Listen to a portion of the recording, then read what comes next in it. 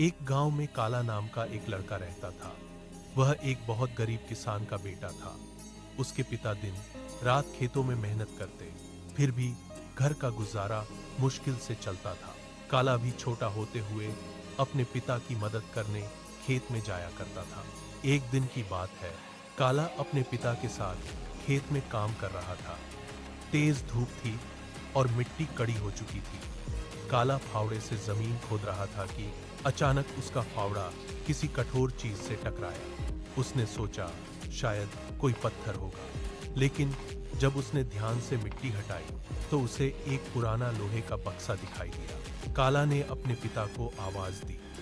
दोनों ने मिलकर बक्सा बाहर निकाला। जब उन्होंने उसे खोला तो उनकी आंखें हैरान रह गईं। बक्सा सोने के सिक्कों और गहनों से भरा हुआ था।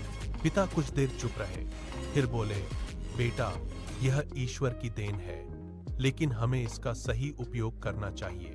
काला ने सिर हिलाया। उन्होंने उस सोने का इस्तेमाल सिर्फ अपने लिए नहीं किया।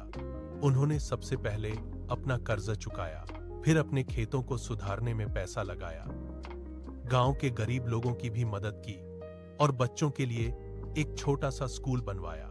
धीरे धीरे काला का परिवार खुशहाल हो गया, लेकिन उन्होंने कभी अपनी सादगी और मेहनत को नहीं छोड़ा। सीख: असली खुशी सिर्फ धन में नहीं होती, बल्कि उसे सही तरीके से उपयोग करने और दूसरों की मदद करने में होती है।